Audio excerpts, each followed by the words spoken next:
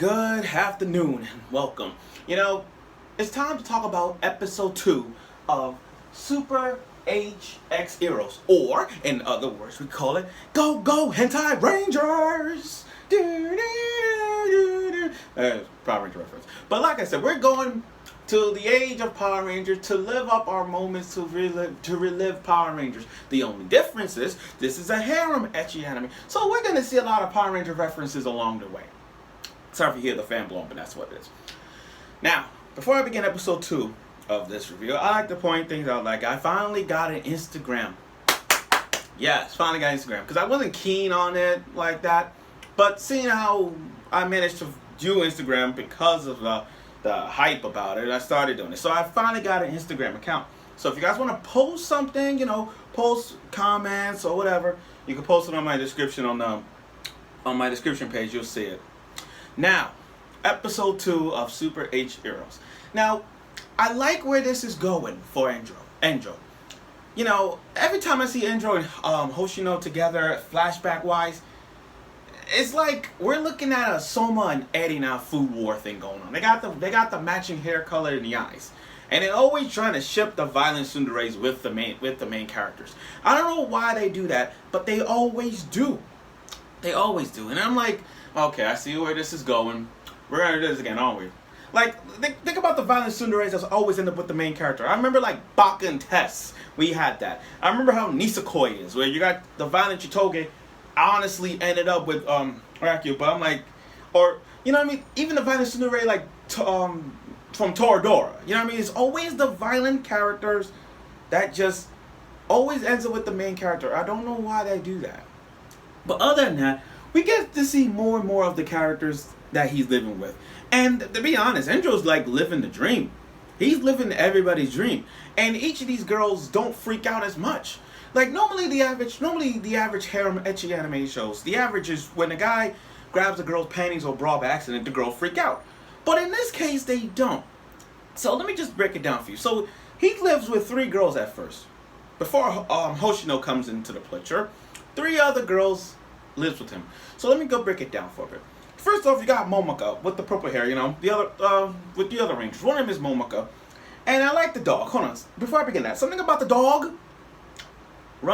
Something about the dog. I got this feeling. I want to take a prediction on this because I'm not trying to read the manga, but I got this prediction that's a human.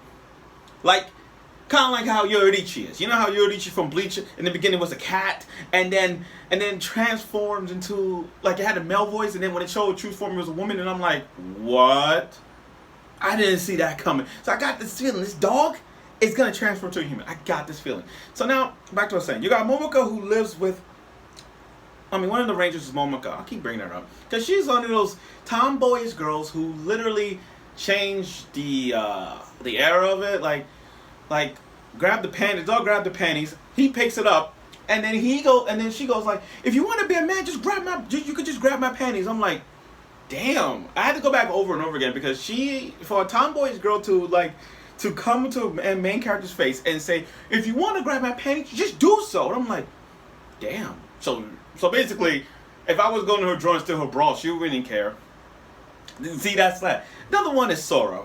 Not Kingdom Hearts Sora, not Sora from No Game No Life. This Sora, the lolly Sora, she's kind of the pure innocent sister thing. I can't. Here's the thing about my taste in anime girls. I like the taste when it comes to like certain personalities. It doesn't have to be big boobs, small boobs, or anything like that. Figures, whatever. But it has to be a certain type. It's got to be like, I don't do that. So when I saw Sora, she's all on his crotch, sleeping, half asleep in his crotch, sleeping on his crotch, and I'm like, this girl, I can't. She's like a little sister type thing, and I can't. And then you got Sharayuki. Now she's more like the Oni-san. She's more like the big sister of the group, and I think she's gonna be one of those clumsy girls where she falls, she's gonna land in an awkward position that we all gonna love. So when she grabbed the dog food, a bowl of dog food, and a little dog food straight in her boobs, the dog just went in from the shirt and trying to grab it all. And I'm like, wow. We're going to see more and more of her moaning. We're going to see more and more of her clumsiness real soon. But Hoshino, is she serious right now? She's serious. Like, here's the thing. I do have some taste of different types of girls. Whether it's yandere, tsundere, kunderes. I get that. But it's not... She's so violent. Like, she's like... The first episode, you promised to help her, but now you don't want to because the key to saving the world is to fondle your boobs. I mean, like, come on. Look at Valkyrie Drive Mermaid, Mashugaken HxH. Are you serious right now? You freaked out all because of to save humanity, you have to touch someone's boobs. You have to give them, like, moaning. You have to give them some kind of energy just to get them turned on so much that you get power. Like, come on. She freaks out because of the stupidest things. That's, in the world they ain't that, of course. And she freaks out because of that? That's just stupid. That's stupid. Now, furthermore in the episodes, we get to see more and more of those two together. Like, I get it. We're not going to ship, like, the shipping is canon right now. This shipping is so canon, it's not even remotely possible to say, oh, I ship him with this girl. I ship him with this girl. But it's most common is going to be Andrew and Hoshino. I mean, they love each other. Well, not at least. But, yeah, he has feelings for her, so it's going to come around. Now, then they introduce these other bugs, where you got the one who raises skirts long enough, not short enough, but long enough, and the Andrew, like always, one punch that bug and ran away. Yo, this guy is the Saitama of the thing. No wonder he's the Red Ranger. No wonder he's the leader of the group. Oh, and by the way, I like how Mocha mentioned, like, we need a team. It's the team is assembled of 5 people. So if you look at these 5 people, of course we're gonna need a Rangers. Like. I think Mocha might be my second favorite or third, mainly because she knows what to do in dealing with situations like this. Like, okay, it's a team assembled of 5 people. Power Rangers are commonly first 5 people. Sometimes it's 3, but mostly 5. Mostly 5. That's the most common thing. Like Sailor Moon, commonly 5 Sailor Scouts. Like this, 5 Rangers. Okay, so. And then, okay, but back to what I was saying about him punching a bug. That was some Saitama shit, and I loved it. Now, we've introduced another bug who trying to seduce this other guy just to pretend to be friends with Hoshino, the Iron Maiden, but he was just there to just, like, be lied or pretend to be friends so that she could get, like, see naked pics of her, you know, all that imaginary thing. But now that he realized what he did was wrong, Hoshino comes into the prey and starts trying to fight back. And I'm like, you can't fight for shit. All you care about is breaking people's hearts. But good thing Andrew came in and one-punched that bug. Again, the one punch never gets old. Never gets old. And then they hide in the car because the clothes ripped off, like always, like some Hitman Reborn type. They're hiding in the car, behind the car. And I'm like, oh my god. And this time, it's the other way around. He's in the front, she's in the back. So her boobs is right in the back of her. Back of him. That's really, really nice. Good. That's good.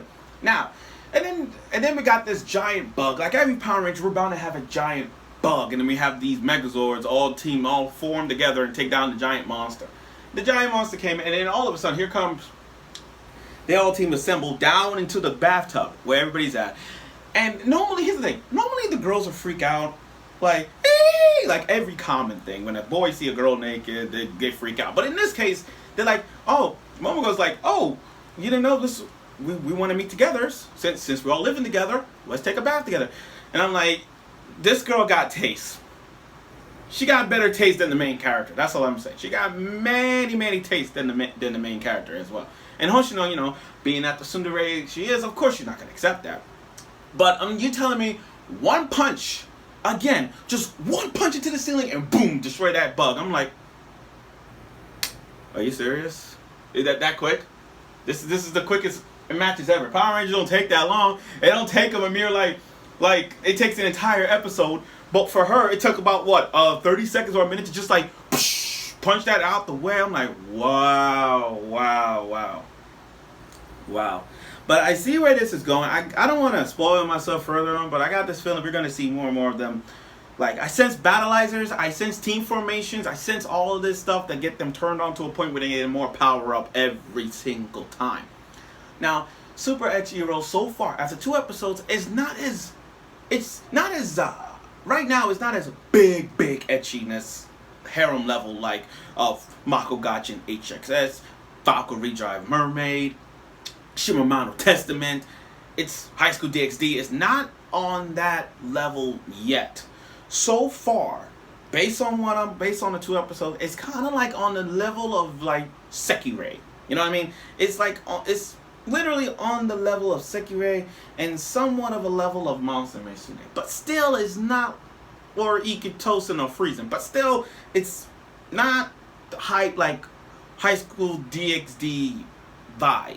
You know what I mean? It's not there yet, but somewhere down the line, I think we're probably gonna get to that level. But right now, the way how it is, it's more like the Sekirei level.